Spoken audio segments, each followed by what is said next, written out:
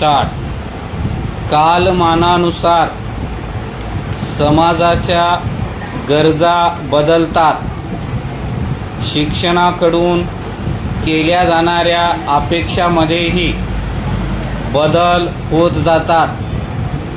गुणवत्तापूर्ण शिक्षणाचे सार्वत्रिकीकरण करण्यासाठी शिक्षण प्रक्रिया अधिक सुलभ, गतिमान आणि आनंददायी व्हावी यासाठी शिक्षण क्षेत्रात सतत प्रयोग सुरू असतात. संशोधने होत असतात. पुनर्रचना होत असते. यातून मिळणाऱ्या समृद्ध अनुभवातून शिक्षण प्रक्रियेत होणारे बदल पुनर्रचित अभ्यासक्रमात समाविष्ट केले जातात. त्यामुळेच प्रत्येक वेळी बदलणारा अभ्यासक्रम म्हणजे मागील अभ्यासक्रमाच्या पुढचे पाऊल असते. काही वेळा प्रथमदर्शनी वर पाहता जुना व नवा अभ्यासक्रम सारखाच वाटतो, पण प्रत्यक्षात तसे नसते. आशयामधील सलगता, रचना आणि मांडणीमधील सुस्पष्टता, तसेच शिक्षण प्रक्रियेत झालेले बदल इत्यादी बाबतीत नवीन अभ्यासक्रमात अनेक लहान मोठे बदल झालेले असतात.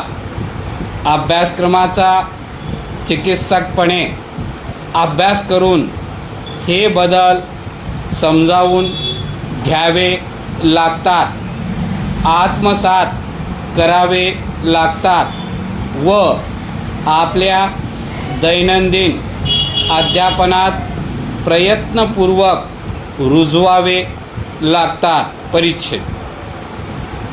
या पुनर्रचित अभ्यासक्रमातील अत्यंत महत्त्वाचा बदल म्हणजे आता तो केवळ आशयाधिष्ठित न राहता त्यामध्ये कृती कौशल्यावर अधिक भर दिला आहे.